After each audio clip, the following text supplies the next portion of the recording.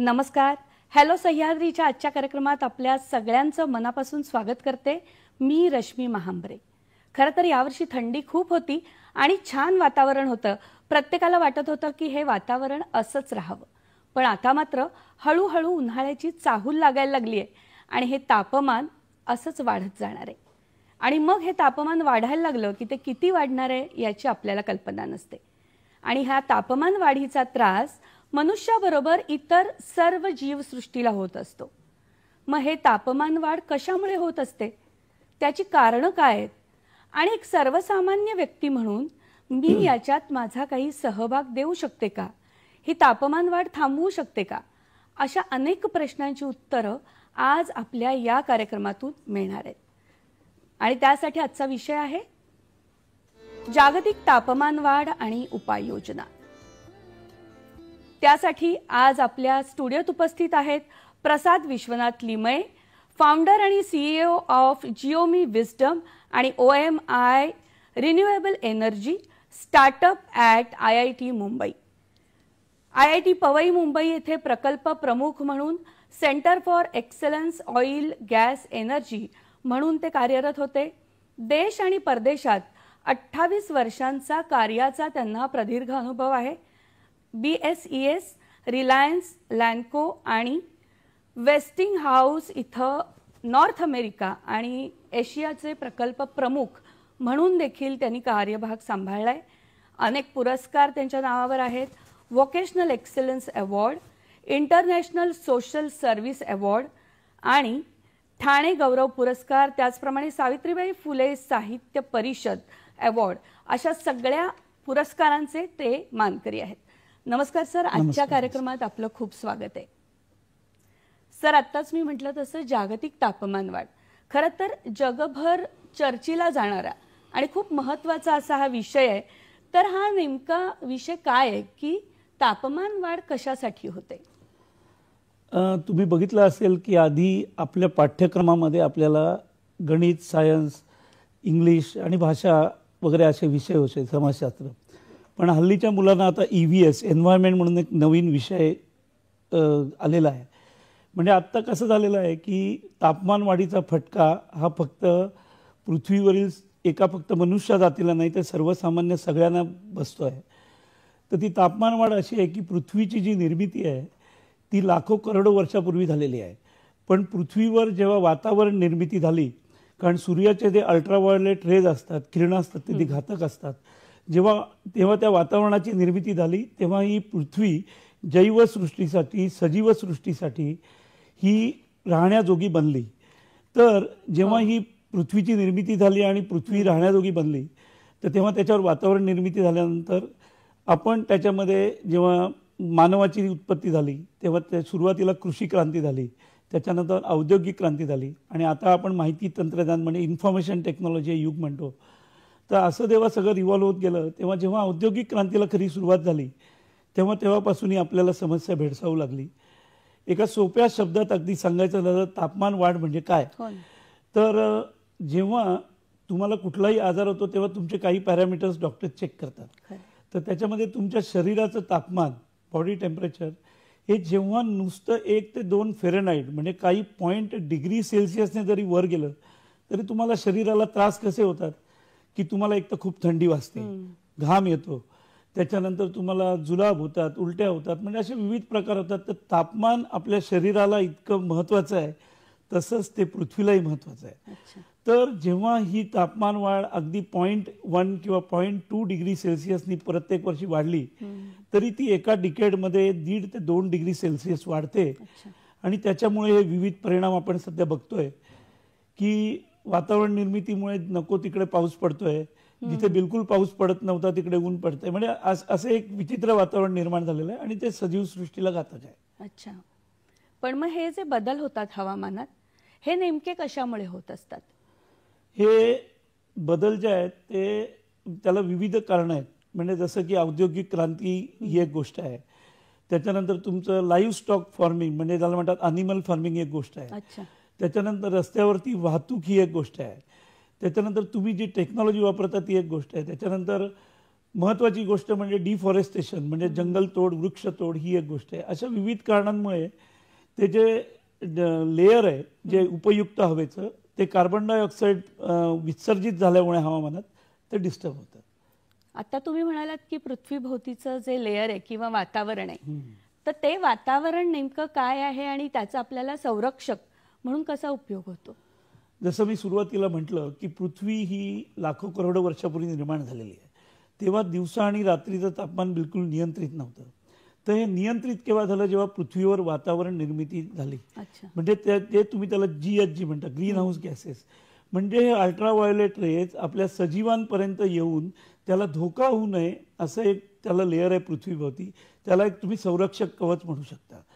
तर त्याला जेव्हा धोका निर्माण झाला आपल्या वागण्यामुळे किंवा आपल्या औद्योगिक क्रांतीमुळे किंवा आपल्या काही सवयीमुळे, तेव्हा ही समस्या आपल्याला भेडसावू लागलेली. अच्छा, म्हणजे कुठेतरी आपल्यामुळेच आपण हा धोका निर्माण केलाय असं आपण नक्की म्हणू शकतो.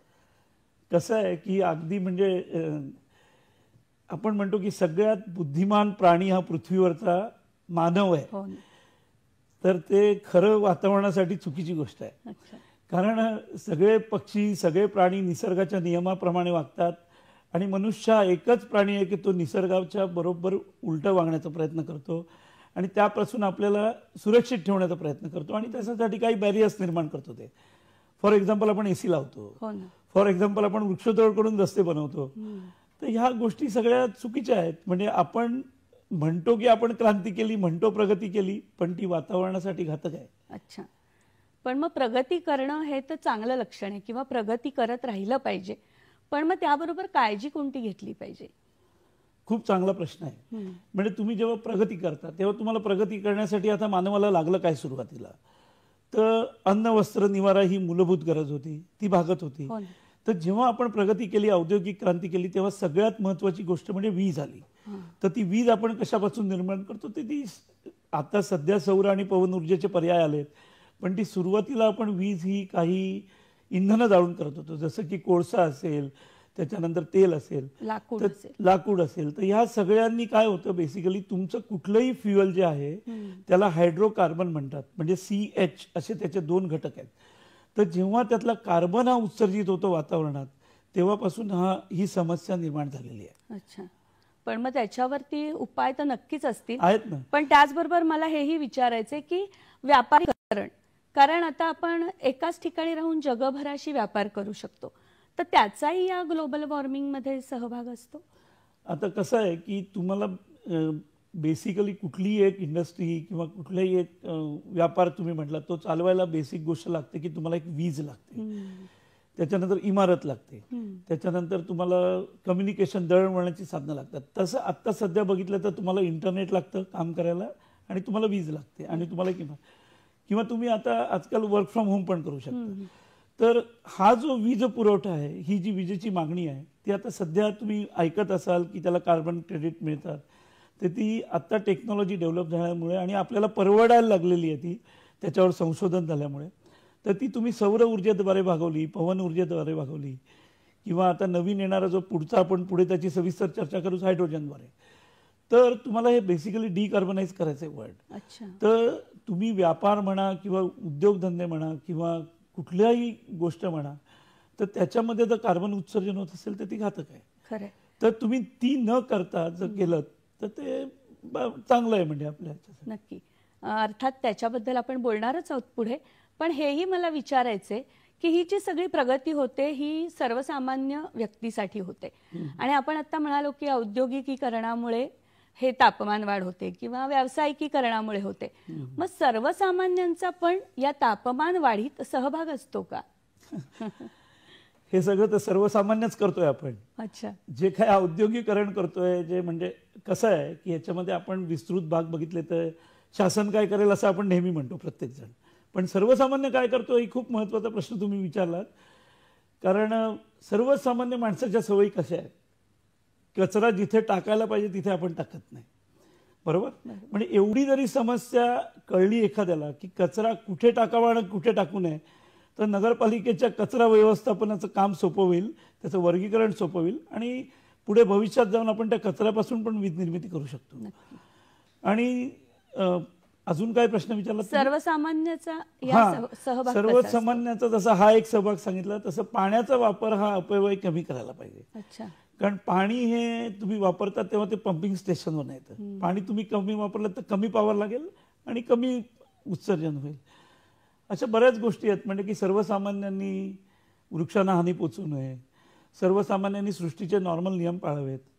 तसं बघितलं तर सर्वसामान्यांनी जी निसर्गाने नियम पशु पक्ष्यांना घालून दिले तेच मानवाला घालून दिलेत, तर निदान त्याचं बंधन त्यांनी पाळलं तर तुम्ही आता बघत असाल की आपण भरपूर प्रगती केली आहे.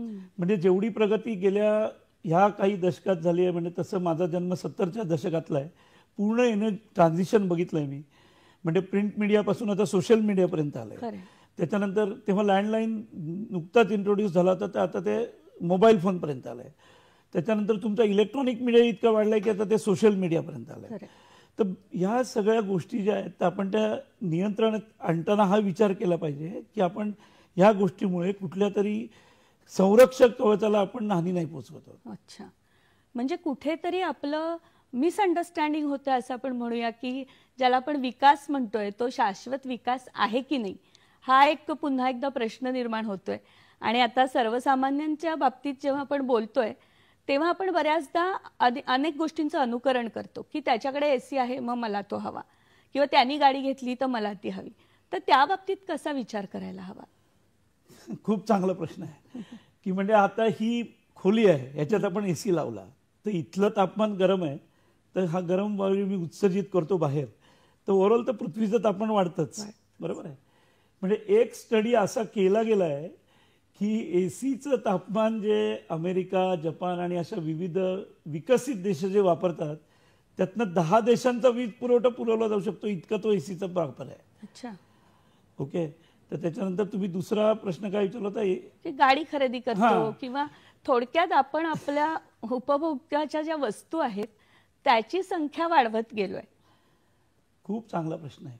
म्हणजे आपण आता बघत असाल की शहरांना भेडसावणारी जी समस्या आहे ती रहदारी आहे, ट्रॅफिक आहे. एक पूर्वी आज माझे इथे वरळीला ऑफिस होतं आणि मला ठाण्याहून यायला लागायचं, तर सुरुवातीला तास लागायचा, नंतर 1.5 तास लागला, मेट्रोचं काम झाल्यावर 1.25 तास लागले. अक्षरशः म्हणजे एक 3.5 ते 4 तास प्रवासात तुम्हाला घालवायला लागतात. तर ह्याच्यावर एक खूप चांगला उपाय आहे की तुम्ही एक समजा वरिष्ठ पातळीवर काम करत असाल तर तुम्ही प्रत्येकाने आपली स्वतःची गाडी नाही वापरली पाहिजे, कार पूल करायला पाहिजे, दोघं तिघांनी मिळून एक गाडी वापरली पाहिजे. आणि सगळ्यात महत्त्वाची गोष्ट अशी आहे की सार्वजनिक वाहतूक व्यवस्था ही ह्या स्तराला आली पाहिजे की माणसांनी गाड्या वापरणं सोडलं पाहिजे. विविध विकसित देशात मी राहिलेलो आहे. फॉर एक्झाम्पल मी तुम्हाला सांगतो, सिंगापूर आणि कोरिया जे आपले एशिया कंट्रीज मधले काही देश आहेत, तिथे कंपनीचे CEO, मुख्य अधिकारी सुद्धा माझ्याबरोबर मेट्रोनी ट्रॅव्हल करायचे, जेव्हा की त्यांची ऐपत होती मोठ्या मोठ्या गाड्या घेण्याची. तर ती मानसिकता आपल्याकडे अजून आलेली नाही आहे. तशी मानसिकता आपण निर्माण करायला पाहिजे खरं तर. कारण आज तुम्ही बघितलं तर वाहतूक आणि रहदारी हा या पूर्ण समस्येमध्ये जो आधी सुरुवातीला फार कमी कॉन्ट्रीब्युटर होता तो आता 20% पर्यंत गेलेला आहे. अरे बापरे. हां. म्हणजे 20% याचा परिणाम घडतो या सगळ्या गोष्टींवर. अच्छा. आणि त्याच्यामुळे पुन्हा उत्सर्जन जे कार्बनचं होत असतं तेही तितकंच अधिक असतं. हो. आणि एक म्हणतो आपण की प्रेस्टीज आहे, म्हणजे प्रेस्टीजच्या ज्या संकल्पना आहेत त्या सुद्धा कुठेतरी बदलायला हव्यात का? साधी राहणी आणि उच्च विचारसरणी हेच आपण अवलंबलं पाहिजे जे आपले पूर्वज अवलंबत होते. तर ह्याच म्हणून मी तुम्हाला म्हटलं की खरंच हा विचारण्यासारखा प्रश्न आहे की आपण प्रगती केली का? तर प्रगती केली.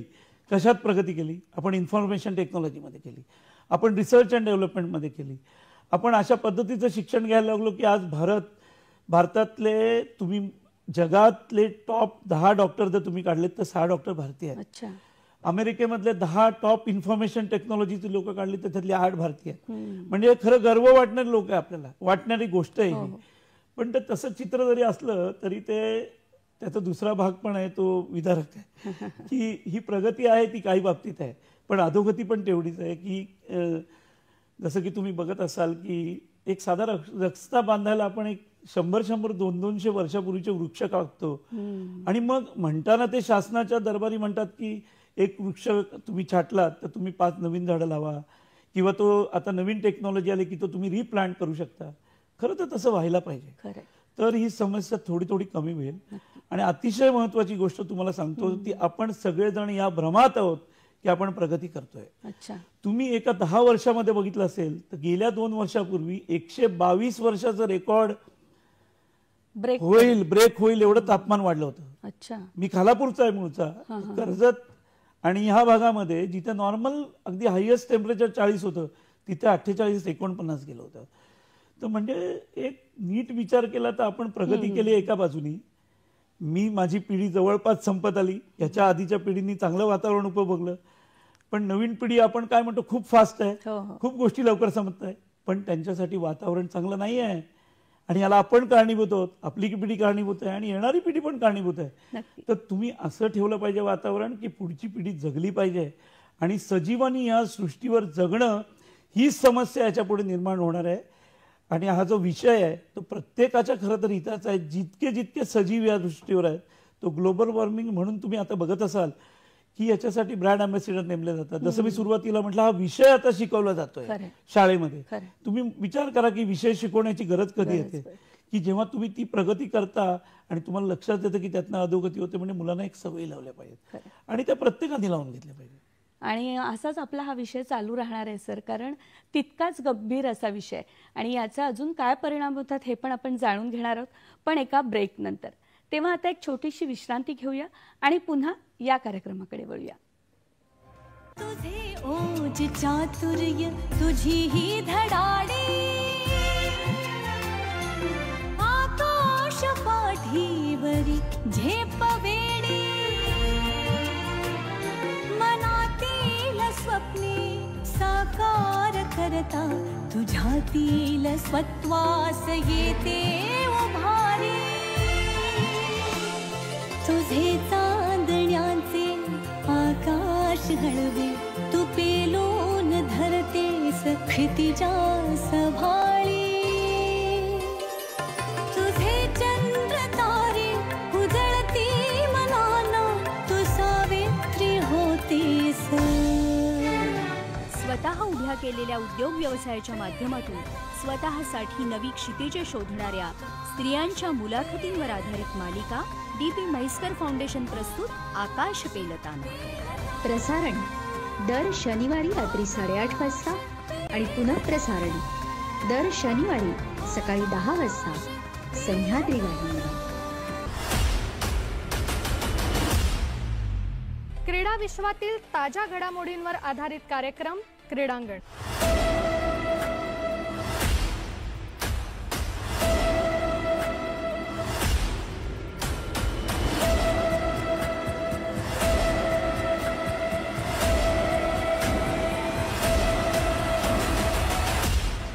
क्रीडांगण प्रसारण दर मंगळवारी सायंकाळी 6 वाजता आणि पुनःप्रसारण दर सोमवारी दुपारी 1:30 फक्त आपल्या सह्याद्री वाहिनीवर. तांबड्या कुशीत पाऊस शिरावा आणि मातीतून अंकुर फुटावा. जातीवंत बियाणांची उत्पत्ती, शेतीचे नवनवीन तंत्रज्ञान, अनुभवी तज्ज्ञांद्वारे कृषी व्यवस्थापनाचे तंत्रशुद्ध मार्गदर्शन आणि तरुणाईचा शेतीकडे वाढता कल, उत्साह आणि त्यातून शेतीपूरक उद्योगाला मिळालेली चालना या संबंधीची परिपूर्ण माहिती देणारा कार्यक्रम कृषी दर्शन. प्रसारण सोमवार, बुधवार, शुक्रवार सायंकाळी 6 वाजता आणि पुनःप्रसारण सोमवार, मंगळवार, गुरुवार सकाळी 6 वाजता फक्त सह्याद्री वाहिनीवर.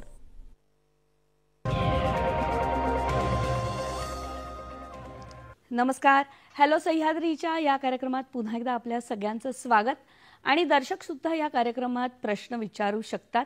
त्यासाठी आपले दूरध्वनी क्रमांक आहेत. आजचा आपल्या या कार्यक्रमाचा विषय आहे जागतिक तापमान वाढ आणि त्यावरील उपाययोजना. त्यासाठी आज आपल्याकडे उपस्थित आहेत प्रसाद विश्वनाथ लिमये, जे या विषयातील तज्ज्ञ आहेत. आणि त्यासाठी फोन नंबर आहे ज्यासाठी दर्शक आपल्या या कार्यक्रमात सहभागी होऊ शकतात. 24908050, 24988050, 022 हा STD कोड या नंबर आधी लावायचा आहे. आणि जेव्हा आपण फोन कराल तेव्हा आपल्या दूरदर्शन संचाचा आवाज मात्र कमी ठेवायचा आहे. सर पुन्हा एकदा स्वागत आपलं या कार्यक्रमात. आणि छोट्याशा विश्रांतीआधी आपण बोलत होतो की कशा प्रकारे या जागतिक तापमान वाढीचा परिणाम आपल्या आजूबाजूच्या जीवसृष्टीवर होतोय. तर जीवसृष्टी जेव्हा आपण म्हणतो तेव्हा पशु पक्षी आणि इतरही जे काही वृक्ष आहेत त्या सगळ्यांचाच याच्यात सहभाग असतो. मनुष्य आपल्या कृतीमुळे या सगळ्यांना सुद्धा त्रास पोहोचवतोय का?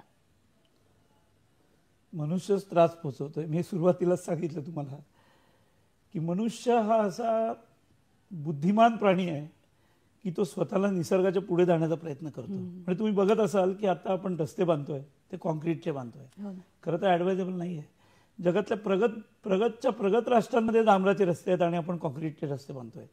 आत्ताच मी इथे येण्यापूर्वी आपल्या मुंबई महानगरपालिकेचे चीफ इंजिनियर म्हणजे मुख्य अभियंता ज्यांना म्हणतात त्यांच्याशी चर्चा केली या विषयावर आणि त्यांनी पण याला सहमती दर्शवली की याच्या प्रकारचा विकास नाही केला पाहिजे.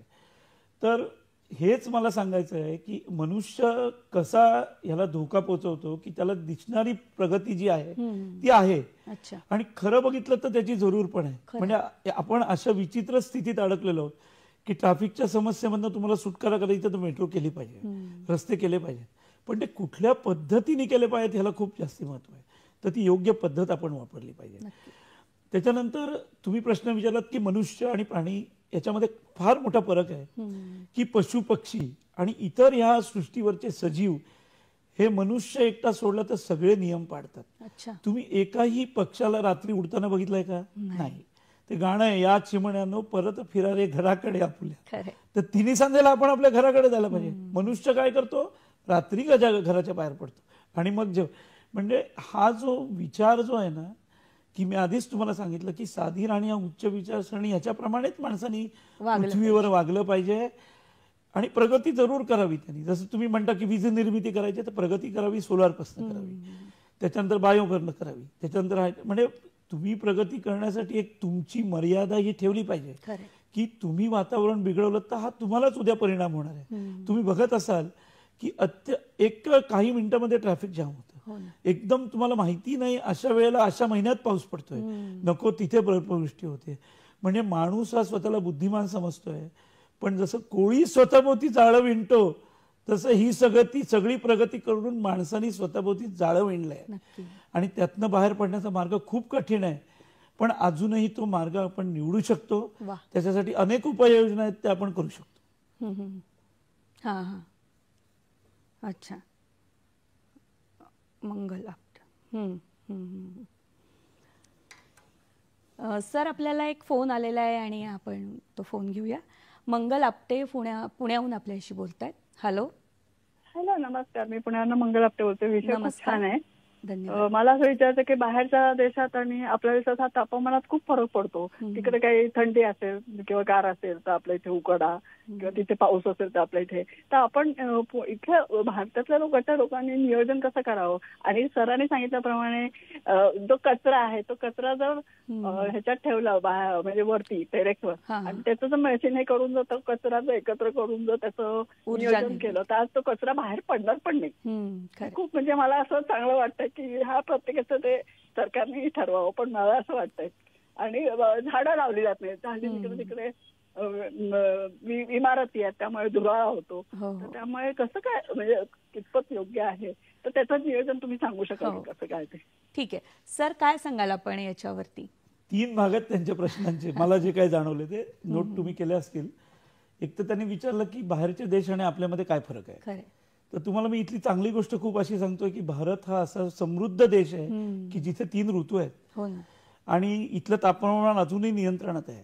विकसित देशांचं तापमान आणि विकसित देशांच्या सवयी अतिशय वाईट आहेत.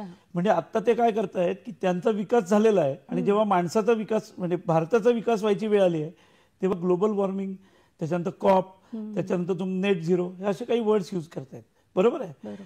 तर ह्यांचं जे म्हणणं होतं की हे कसं काय नियंत्रणात आणलं पाहिजे तर तुम्हाला मंगलाताई राईट खूप छान प्रश्न तुम्ही विचारलात की आपली जी पूर्वीची संस्कृती होती त्याप्रमाणे आपण वागलं पाहिजे. म्हणजे आज आपली मुलं परदेशात राहतात, परदेशात शिकतात तर परदेशाकडनं आपण चांगल्या गोष्टी घेतल्या पाहिजेत पण आपल्या चांगल्या गोष्टी आपण विसरल्या नाही पाहिजेत. तर त्या काय होत्या तर आपल्याला एक संकेत घालून दिले होते आधीच्या माणसांनी, त्याप्रमाणे आपण वागलं पाहिजे. म्हणून आपण प्रगती करायला पाहिजे असं माझं बिलकुल म्हणणं नाही. मी स्वतः परदेशात राहिलेलो आहे, परदेशाचे प्रकल्प केलेले आहेत, परदेशामध्ये काही डोमेनमध्ये भाषणं दिलेली आहेत, काही ठिकाणी मी शिकलेलो पण आहे. तर तुम्ही ज्ञान जरूर प्रदेशाकडनं घ्या. तुम्ही रिसर्च अँड डेव्हलपमेंटसाठी तुम्ही परदेशामध्ये जा. तुम्ही वेळेचं नियोजन पण परदेशी माणसाकडनं करा. पण तुमचा जो मेन गाभा आहे तो तुम्ही विसरू नका. तो काय होता तो मी तुम्हाला सांगतो की आजकालची पिढी आहे ना, आधी एवढे पैसे मिळत नव्हते. मी इंजिनियर झालो ना तेव्हा मला म्हणजे मार्क भरपूर मिळाले होते, पहिला नंबर आला होता. पण मला स्वतःला वाटलं नव्हतं की मी एक गाडी घेईन. आता मी 7 गाड्या घेतल्या. सध्या मी गाडी वापरत नाही, कारण एक माझी मी जेव्हा खरोखर जरूर आहे तेव्हा मी गाडी वापरतो, अदरवाईज मी सार्वजनिक वितरण व्यवस्था वापरतो. तर हे तुम्ही खरं करायला पाहिजे. परदेशात ती गोष्ट आहे. तर मला एवढंच सांगायचं की परदेशातनं तुम्ही चांगली गोष्ट घ्या आणि तुमची जी चांगली गोष्ट आहे, तुमच्या ज्या चांगल्या गोष्टी होत्या त्या तुम्ही सांभाळल्या पाहिजेत. जसं की तुमच्याकडे सांगितलं होतं तुम्हाला वेळा सांभाळा, खाण्यापिण्याच्या गोष्टी सांभाळा. आपण काय करतोय माहिती आहे, तुम्ही माझं असं बिलकुल म्हणणं नाही की पोशाख परदेशी घालू नये. मी आता स्वतः परदेशी पोशाख घालून बसलेलो आहे. पण तुम्ही विचारसरणी ही भारतीय ठेवली पाहिजे. मध्यंतरी मी तुम्हाला एक गोष्ट सांगतो. आपल्या भारताच्या केंद्रीय अर्थमंत्री निर्मला सीतारामन यांचं भाषण ऐकण्याचा मला योग आला आणि त्याच भाषणावर आधारित मी सध्या पुस्तक लिहिलंय. ते नवीन आता प्रकाशित होईल. त्याचा विषय असा आहे की भारतीय स्त्रीचं समाज आणि कुटुंब व्यवस्थेतील महत्व. हा खूप चांगला विषय आहे. आपण म्हणतो की पुरुष आणि स्त्री याच्यामध्ये अंतर असता कामा नये, पण तो जो सगळा काय म्हणतात तुमचा गुंता आहे किंवा समाजाची नाळ आहे ही एका स्त्रीमुळे जोडली जाते. कारण पुरुष बाहेर पडतो घराच्या, आजकाल स्त्रियाही बाहेर पडतात. तर तुम्ही हा सगळा विचार केला पाहिजे आणि तुम्ही एक स्वतःला एक काही निर्बंध घातले पाहिजेत की तुम्ही आता खाण्यापिण्याच्या पद्धती बघा तुम्ही कशा झाल्या. तुम्ही आता पूर्वीना तुम्हाला कुठे हार्डली 1994ला पहिल्यांदा मी जेव्हा बँगलोरला गेलो तेव्हा पहिलं KFCचं दुकान बघितलं तेव्हा मुंबईत पण नव्हतं. तर तुम्ही आता मॉलमध्ये बघाल तर तुम्हाला सर्रास मॅकडॉनल्ड, KFC म्हणजे अगदी मी नावं घेऊन बोलतोय, मला माहिती आहे मी काय बोलतोय. तर तुम्ही तुमच्या खाण्यापिण्याच्या पद्धती या तुमच्याच इथे योग्य आहेत. तुम्हाला मी एक उदाहरण सांगतो की म्हणतात की when you are in Russian म्हणजे when you are in Rome behave like a Roman. तर तिथली पद्धती तिथल्या गोष्टीसाठी योग्य आहे, पण ती इथे आपण अवलंब करतो हे चुकीचं आहे. ते भारतासाठी घातक आहे. तर त्याच्यामुळे तुम्ही प्रगती करताना हा विचार केला पाहिजे की कुठल्या गोष्टी आपण घ्यायच्या आणि कुठल्या गोष्टी आपण टाळायच्या. ही अतिशय महत्वाची गोष्ट आहे. हे आपण निर्बंध घालून दिले तर अजूनही भारत जगाचा लीडर होऊ शकतो आणि अजूनही भारत इतर देशांपेक्षा प्रगती करू शकतो. खरंय. कारण की आपण आता जसं म्हणालो त्या कचरा व्यवस्थापनाबद्दल आपण नंतर बोलणारच आहोत सर. पण मी मगाशी म्हटलं तसं जेव्हा आपण प्रगतीकडे जातो तेव्हा आपण तुम्ही सांगता तसं आपलं मूळ विसरता कामा नये किंवा आपले जे संस्कार आहेत ते विसरता कामा नयेत.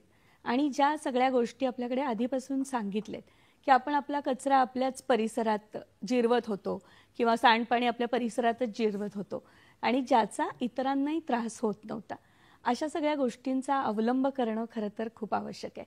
एक छोटीशी विश्रांती आपण घेणार आहोत आणि या विश्रांतीनंतर पुन्हा आपण येणार आहोत या कार्यक्रमाकडे. तेव्हा आता एक छोटीशी विश्रांती.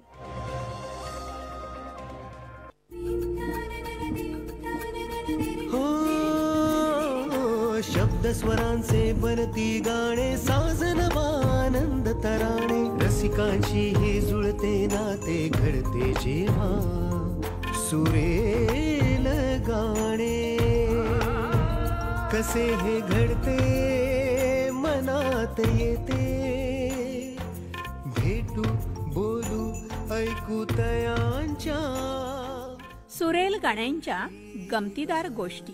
प्रसारण गुरुवार सायंकाळी 7:30 वाजता, शुक्रवार रात्र 8 वाजता आणि शनिवार दुपारी 1:30 वाजता. मराठी विज्ञान परिषद प्रस्तुत विज्ञानम जनहिताय. जीवन नामक अजब रसायन गुणी तसेच महान जलग्रहाच्या जीवसृष्टीला अनमोल असे वरदान. शुक्र तारा आहे की ग्रह आहे? फोडणी देण्याआधी कढई का विसरून घ्यायची? AI म्हणजे काय?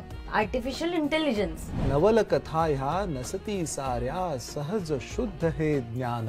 आम्ही दोघेही गाडीत असलो तरी आम्ही दोघेही गाडी न चालवता गाडी आपोआप जाणार म्हणे. तर्क सुसंगत विचारसरणी म्हणजे वैज्ञानिक दृष्टिकोन. अजब जगातील सत्य कथा या रोमांचक विज्ञान. विज्ञानम जनहिताय. विज्ञानम जनहिताय. प्रसारण दर रविवारी सकाळी 9:30 वाजता आणि पुनःप्रसारण दर शनिवारी रात्री 9 वाजता फक्त आपल्या सह्याद्री वाहिनीवर. म्हणतात ना, आरोग्यम धनसंपदा, म्हणजेच आरोग्य हीच खरी संपत्ती. तेव्हा जाणून घेऊया आपल्या आरोग्याशी निगडीत समस्या आणि त्यावरील तज्ञ डॉक्टरांचा सल्ला. पण कुठे? तर आपल्या आवडत्या कार्यक्रमात, ज्याचं नाव आहे आरोग्य संपदा. तर बघायला विसरू नका आरोग्य संपदा, प्रत्येक बुधवार आणि शनिवार दुपारी 12 वाजता, पुन्हा प्रसारण रात्री 11 वाजता फक्त आपल्या सह्याद्री वाहिनीवर.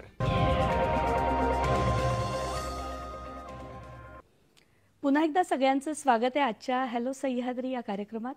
जागतिक तापमान वाढ आणि त्यावरील उपाययोजना असा आहे आजचा आपला विषय आणि दर्शकही या कार्यक्रमात नक्की सहभागी होऊ शकतात.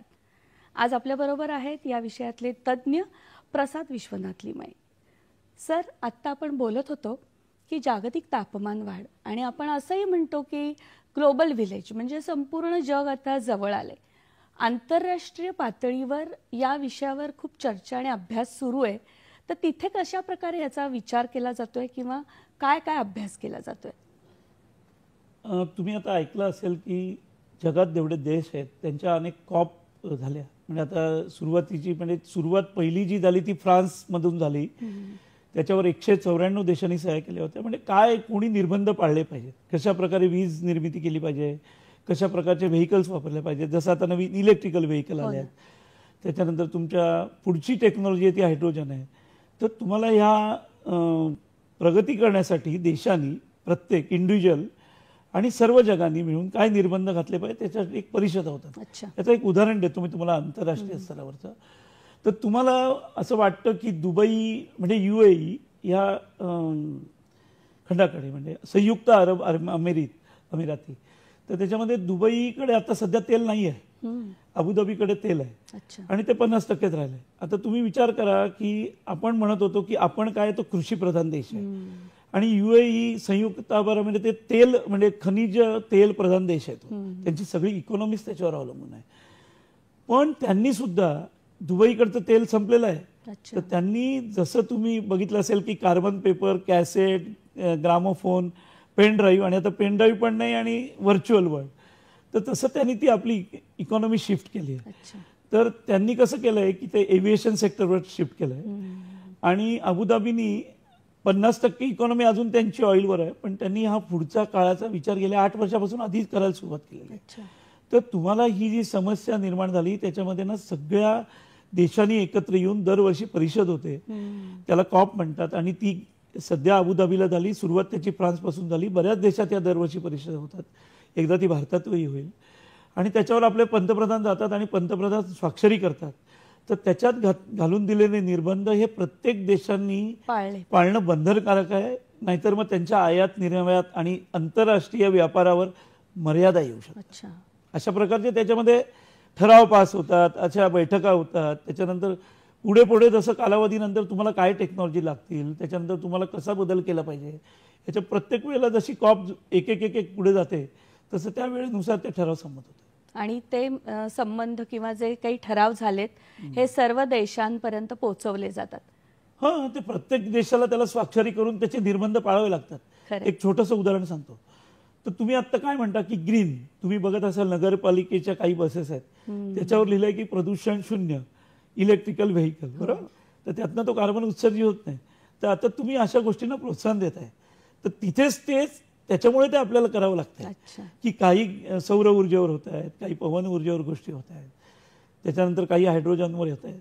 तर ह्या सगळ्या गोष्टींचा तुम्ही कसा वापर केला पाहिजे जेणेकरून तुम्ही जे 1.5 ते 2% तापमान वाढ आपल्याला रोखली पाहिजे तिथपर्यंत गेल्यानंतर चित्र विदारक होता कामा नये. म्हणून प्रत्येक देशाने किंवा प्रत्येक समुदायाने काय निर्बंध घातले पाहिजे तिचे ठराव संमत केले जातात आणि त्याप्रमाणे वागणं बंधनकारक आहे. नाहीतर मग अदरवाईज त्याला पेनल्टी लागेल. पण मग या सगळ्यात म्हणजे कित्येकदा असं होतं सर की सर्वसामान्यांना आता हा विषय माहिती झालाय.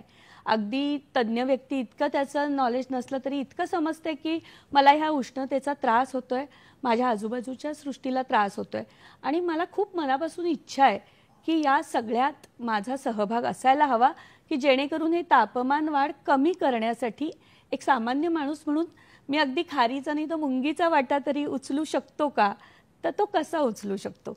आपण मला वाटतं एक वेगवेगळ्या मुद्द्यांवर याबद्दल नक्कीच सांगू शकाल. सामान्य माणूस म्हणून खूप याच्यामध्ये आपण सहभाग करू शकतो. आता मी इथे काही संस्थांची, त्याच्यानंतर काही व्यक्तींची आणि काही उपक्रमांची नावं घेणार आहे. सगळ्यात महत्त्वाचं म्हणजे माझी इंजिनिअरिंगच्या वेळची माझी क्लासमेट तेजश्री साळवी, आता तेजश्री मांजरेकर आहे ती. तिचं खूप मार्गदर्शन आणि खूप चर्चा करतो आम्ही या विषयासाठी. तर तिथे ती स्वतः वेगन आहे, म्हणजे हा अजून एक वेगळा बोलण्याचा विषय आहे. ते तसं खरं प्रत्येकाने केलं पाहिजे, कारण डेअरी म्हणजे दुग्ध व्यवसाय हा फार याला मोठा त्याचा फार मोठा सहभाग आहे त्याच्यात. तर त्याच्यावर तिने स्वतः नियंत्रण मिळवलं आहे.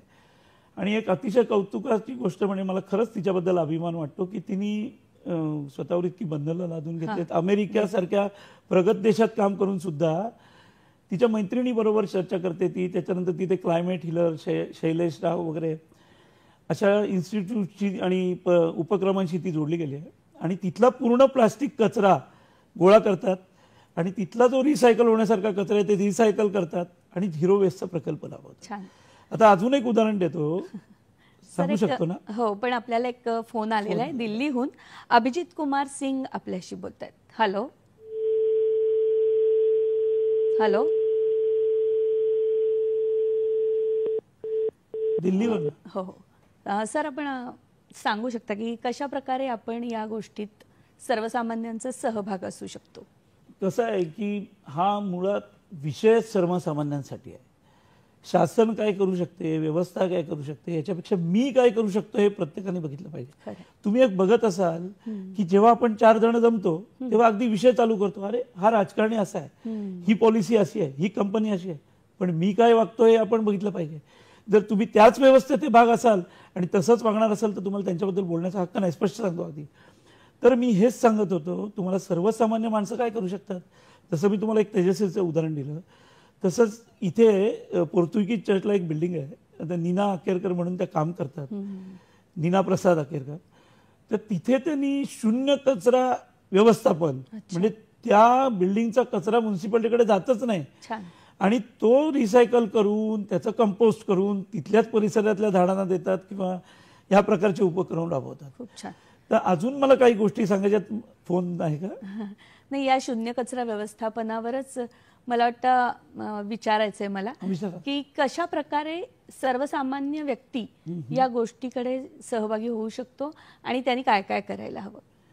इथे येण्याआधी 2-3 दिवस मी दिल्लीला होतो. अखिल भारतीय मराठी साहित्य संमेलनासाठी गेलो होतो. दिल्लीमध्ये मी सगळ्या भागात राहिलो, नोएडाला राहिलो, दिल्लीत राहिलो, गुडगावमध्ये राहिलो. तर आत्ता सेक्टर 56 गुडगावमध्ये एका इमारतीचं मी नाव घेऊ इच्छितो, जिथे माझा मित्र राहतो. तो माझ्याबरोबर इंजिनियर होता. सुरुवातीच्या काळात मी जेव्हा दिल्लीला 2005 ते 10च्या काळात होतो तेव्हा त्यांची बिल्डिंग ही पूर्ण झिरो वेस्ट आहे. अरे वा. म्हणजे खूप मोठी सोसायटी आहे, खूप इमारती आहेत त्याच्यामध्ये. तिथे टेक्निकल पॅराडाईज म्हणून सेक्टर 56 मध्ये इमारत आहे. त्याच्याकडे त्यांनी चंदीगड आणि दिल्लीच्या काही टेक्नॉलॉजी बेसमध्ये टायअप केलेलं आहे आणि ती झिरो वेस्ट आहे. म्हणजे काय करतात ती लोक, तर सगळ्यात पहिले म्हणजे आता जो मंगला मॅडमनी प्रश्न विचारला होता तो मी इथे घेऊन येतो चर्चेत, आपटे. तर कचरा हा वर्गीकरण करून दिला पाहिजे. अजूनही ती गोष्ट जरी असेल तर ती कागदावर आहे, ती इम्प्लिमेंट होत नाही. कचऱ्याचं जेव्हा तुम्ही वर्गीकरण कराल, घन कचरा आणि ओला कचरा वेगळा कराल आणि तो प्लास्टिकमध्ये न घालता तो वेगळा कराल, तेव्हा त्याचं कंपोस्ट तयार होऊ शकतं. कारण त्याच्यामध्ये काही द्रव असतात, त्याला वायू लागतात आणि या सगळ्याचं कंपोस्ट करून खत तुम्ही निर्माण करू शकता. ते तुमच्या परिसरातील झाडांना वापरू शकता, ते तुमच्या परिसरातील इतर झाडांना वापरू शकता, बगीचेसाठी वापरू शकता किंवा तुम्ही ते जास्त होत असेल तर तुम्ही विकूही शकता मार्केटमध्ये वाफक दराने. तसे काही लोक आहेत. त्याच्यानंतर मला इथे एका संस्थेचा उल्लेख करायचा आहे की जिथे मी रोज मॉर्निंग वॉकला जातो. आमच्याच बाजूचा एक तलाव आहे, ब्रह्माळा ज्येष्ठ नागरिक संस्था. त्याचे नाना मराणे म्हणून अध्यक्ष आहेत. त्यांच्या अध्यक्षतेखाली खूप चांगलं काम होतंय तिथे. तर तिथली 2 उदाहरणं मला ठळकपणे इथे द्यायची आहेत. त्या सामान्य माणसाला माहिती पण नसेल की आज मी त्यांचं नाव या कार्यक्रमात घेणार आहे. तर त्यातले एक आहे दिनेश पाटील म्हणून. ते स्वतः सिव्हिल इंजिनियर आहेत, ते बिल्डर आहेत. हा माणूस इतका ध्येयवेड आहे की सगळ्यांनी टाकलेला प्लास्टिकचा कचरा एक मोठी पिशवी आणून ते उचलतात, स्वतः उचलतात, सगळ्या बाटल्या, आणि लोकांना हात जोडून सांगतात की तुम्ही परिसरामध्ये कचरा टाकू नका. तुम्ही विचार करा, आपण स्वतः टाकलेला कचरा आपल्याला उचलणं जड जातं. असा एक माणूस आहे. आमच्या ब्रह्माळा तलावामध्ये दुसरे एक व्यक्ती आहेत, ते जयप्रकाश सावंत म्हणून आहेत. तर आजकाल तुम्ही बघितलं असेल की या छोट्या छोट्या पाण्याच्या बाटल्या 200-200 ml पाण्याच्या बाटल्या, आणि आपण नॉर्मलीच आता काय म्हणतात मिनरल वॉटर कन्झ्युम करतोय, तर ते लोकांना विनंती करतात की तुम्ही मिनरल वॉटरच्या प्लास्टिकच्या बाटल्या घेऊन येऊ नका.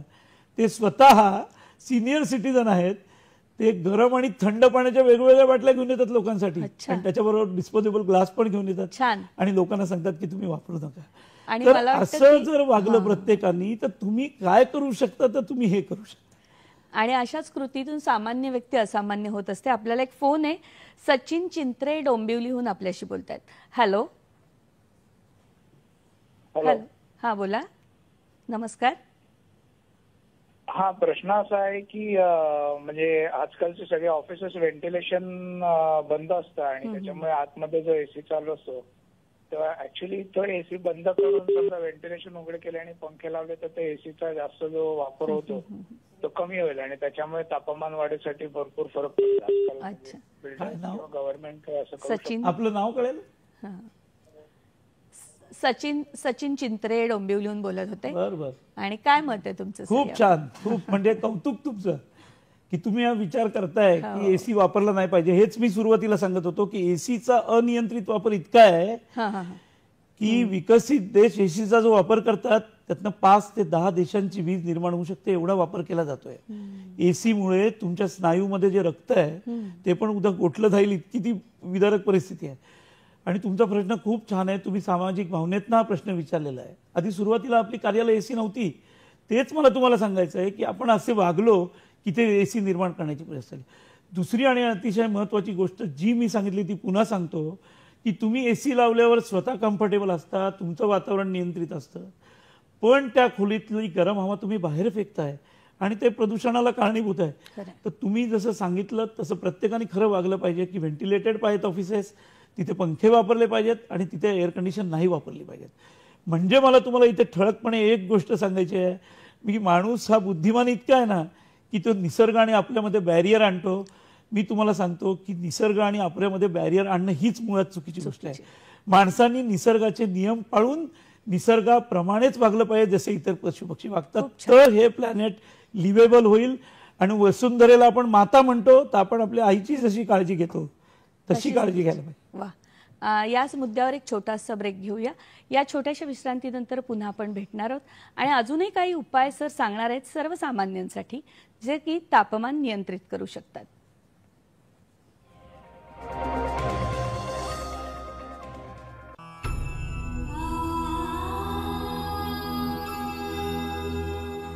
निसर्गाची हात जर आपण ऐकली नाही ना तर निसर्ग आपल्या डोक्यावरचा हात काढून घेणार.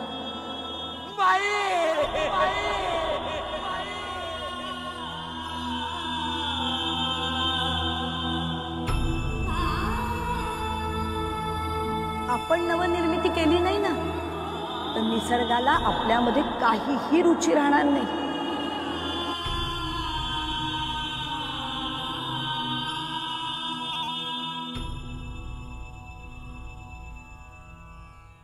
एता पिकाले बहर शिवार झालं हरभर. एता मातीचा हा गंध मनी आनंद लहर.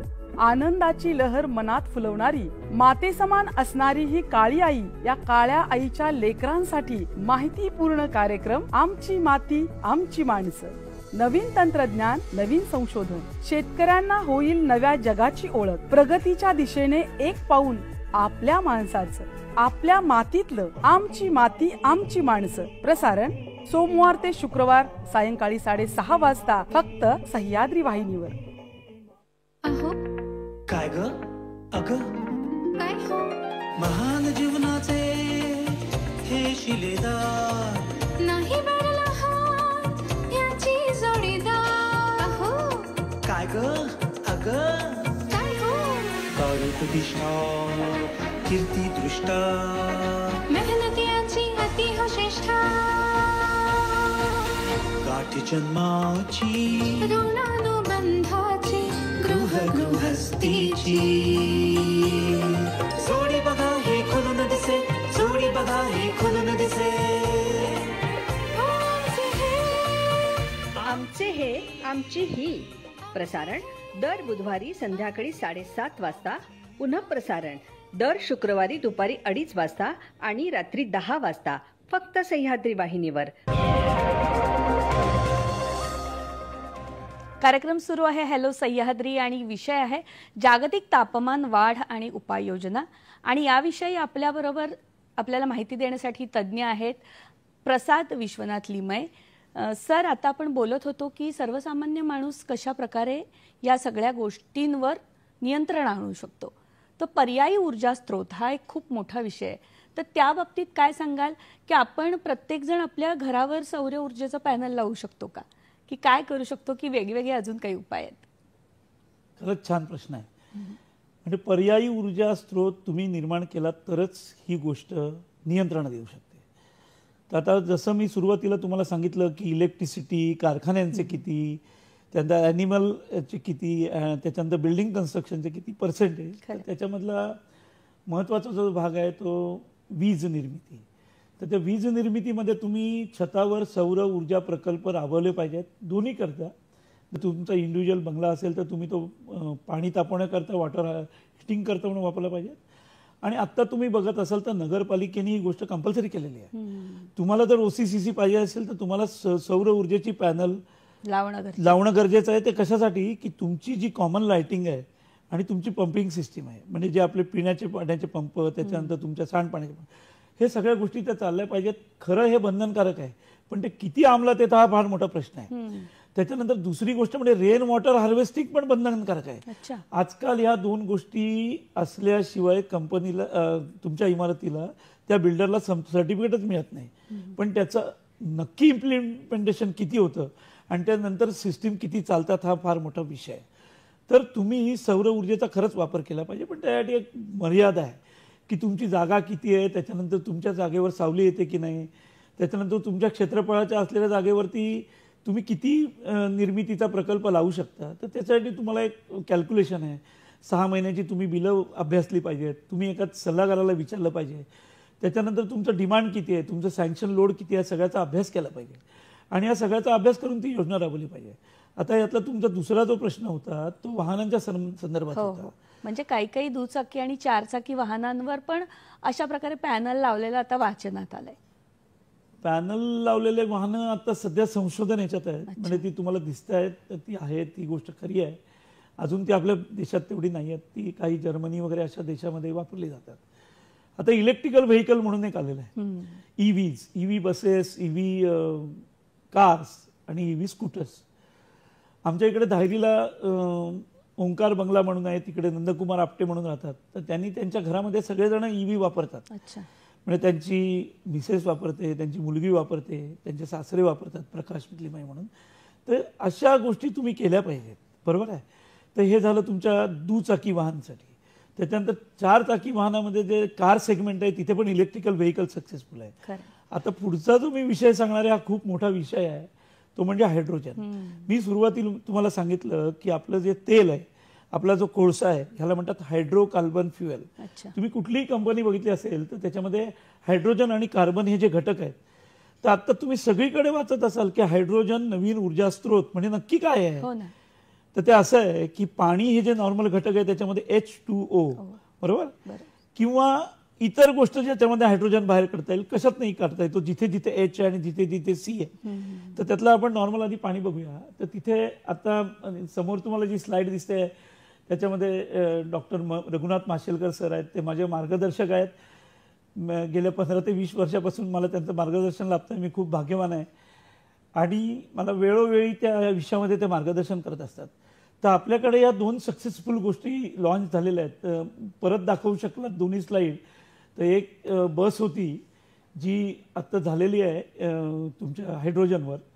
त्याच्यानंतर पुढची जी गोष्ट आहे ते जहाज आपल्या पंतप्रधानांनी त्याचं कोचीनला उद्घाटन केलेलं आहे. तर तेच झालेलं आहे. म्हणजे बेसिक तुम्हाला हे जे दिसतंय आता तुम्हाला, PM Modi launch the first hydrogen powered ferry boat in Cochin. तर अशा गोष्टी आपल्याला करायच्या आहेत. म्हणजे आता आपल्याला करायचं आहे काय ते मी तुम्हाला सांगतो की तुमचा जो इंटरनल कंबशन इंजिन आहे गाडीचं, जिथे तुम्ही आता पेट्रोल भरताय, जिथे तुम्ही आता CNG भरताय, त्याला हायड्रोजननी रिप्लेस करायचं आहे. पण हायड्रोजन इज अ बॉम्ब. ती गोष्ट फार कठीण आहे. तर त्याच्यामध्ये काही तंत्रज्ञान विकसित होत आहे. भारत आता खूप पुढे जातोय या विषयात. म्हणजे आत्ताच सकाळी माशेलकर सरांची आणि माझी चर्चा झाली यायच्या आधी. आणि जसं मी म्हटलं, डॉक्टर रघुनाथ माशेलकर मला IIT मध्येही मार्गदर्शन करतात, माझ्या इतर उपक्रमांमध्येही ते खूप मला मार्गदर्शन करतात. तसं दुसरं नाव मला घ्यायचं आहे, डॉक्टर अनिल काकोडकर सर. हे आमच्या IIT मध्ये मी जेव्हा सेंटर ऑफ एक्सलन्समध्ये काम करत होतो तेव्हा ते गव्हर्निंग काउन्सिलचे चेअरमन होते. हे दोघं इतके प्रतिथीय शास्त्रज्ञ आहेत की म्हणजे ते स्वतः या दोघंही 80 वर्षाच्या पुढे आहेत. पण ते आजकाल पुढे, म्हणजे एक छोटं उदाहरण सांगतो की माशेलकर सरांना वाचायला दिलं कागद, तर माशेलकर सर म्हणतात नको देऊ, की कार्बन फुटप्रिंट वाढतात, तर मला मेल पाठव, मी सॉफ्ट कॉपी वाचवीन. म्हणजे एवढं त्याच्यात. आणि काकोडे सरांची पण अशी उदाहरणं आहेत की म्हणजे ते नेहमी गाईड करतात की आपण याच्यामध्ये कसं करू शकतो, आपण वेस्ट कसं कमी करू शकतो, आपण हायड्रोजन कसं. तर हायड्रोजन हा अजून तेवढा वर्केबल झालेला नाहीये का, तर त्याचं एक थोडक्यात सांगतो तुम्हाला मी की जेव्हा हे भारताचं विजन आहे ना 111, हे काय, within a decade India will come to number 1 position by producing 1 kg of hydrogen at $1. सध्या त्याची किंमत $2 ते $2.5 आहे. कारण तुमची विजेची निर्मिती, सौर विजेची निर्मिती तेवढ्यावर होत नाही. तर तुम्हाला ते ग्रीन हायड्रोजन तयार करण्यासाठी तुम्हाला तेवढी ऊर्जा निर्माण केली पाहिजे आणि ती अपारंपरिक स्रोतातून केली पाहिजे. अच्छा. त्यामुळे मला वाटतं की आत्ताचा जो विषय आहे की घनकचऱ्याचा, त्याच्यातून ऊर्जा निर्मिती होऊच शकते. होते ना. किंवा मग त्याबद्दल काय सांगाल सर, अगदी जाता जाता आपल्या सगळ्या श्रोत्यांना? घनकचरा व्यवस्थापन, ह्याच्यातनं ऊर्जा निर्मिती होते, याच्यातनं कंपोस्टही होतं. जसं मगाशी मी एका दिल्लीच्या सोसायटीचं उदाहरण सांगितलं, तसं आता एक गुडगावच्या सोसायटीचं उदाहरण सांगतो. आणि ही जी स्लाईड दाखवतात ती खोपोलीची आहे. माझे मित्र बालपणीचे श्रीनिवास कुंटे बराच वर्ष जपानला होते, सिटी बँकेत एशियाचे प्रेसिडेंट होते.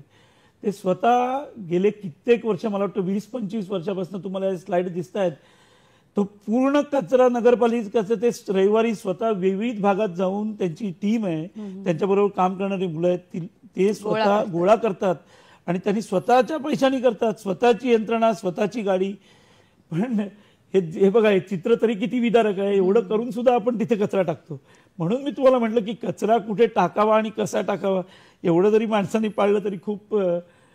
त्याच्याबरोबर साठे म्हणून आणि देशमुख म्हणून त्यांचे 2 मुलं काम करतात, मित्र काम करतात, ज्युनियर्स आहेत ते. म्हणजे असे काही फार कमी लोक आहेत जे याच्यात सहभाग नोंदवतात.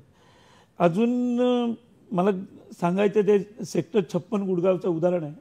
मगाशी दिल्लीवरनं फोन आला होता, मला वाटतं आपल्याला अभिषेक कुमार सिंग बोलत होते, अभिजित की अभिषेक कुमार सिंग नाव आहे त्यांचं. हा खूप मोठा माणूस आहे. त्यांनी पूर्ण तिकडच्या बिल्डिंगचं झिरो वेस्ट केलेलं आहे. पहिल्यांदा स्वतःच्या सोसायटीचं, नंतर 10 बिल्डिंगचं. त्याला डिस्ट्रिक्ट मॅजिस्ट्रेटच्या हस्ते अवॉर्ड मिळालेला आहे. फक्त 12वी शिकलेला माणूस आहे. पण तुमच्याकडे जर विकासाची दृष्टी असेल, तुमच्याकडे जर काहीतरी करण्याची इच्छा असेल, तर काय करता येतं हे त्याचं तो मूर्तिमंत उदाहरण आहे. अनेक प्रकारचे अवॉर्ड मिळालेले आहेत. तर तुम्हाला या सगळ्या गोष्टी नियंत्रणात करता येऊ शकतात. मला वाटतं मी इथे शेवटी माझा ईमेल ॲड्रेस तुम्ही सांगा, फोन नंबरही माझा दिला तरी चालेल, कारण हा विषय खूप मोठा आहे. याच्यासाठी तुम्हाला खूप. सर, आपणच सांगू शकता आपला ईमेल ID की आपल्याशी सगळे जे आपले दर्शक आहेत ते संपर्क साधू शकतील?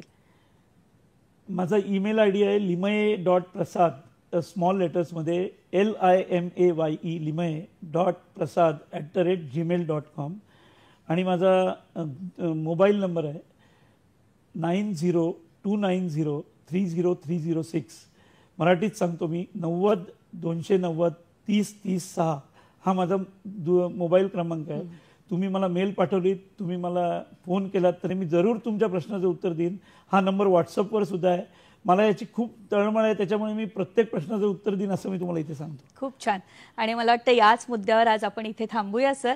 खूप मोठा विषय आहे, पण तरीही तुम्ही खूप छान छान अशा उपाययोजना सांगितल्यात. सर्वसामान्य त्यात सहभागी होतील आणि हा जो तापमान वाढीचा प्रश्न आहे तो नियंत्रित आणण्यासाठी सहकार्य करतील अशी आशा व्यक्त करूया. तुमच्याही संपर्कात ते राहतील आणि तुम्ही त्यांना मार्गदर्शन कराल. तुम्ही आपल्या दूरदर्शन केंद्रावर आलात त्याबद्दल दूरदर्शनतर्फे आपले खूप धन्यवाद. धन्यवाद.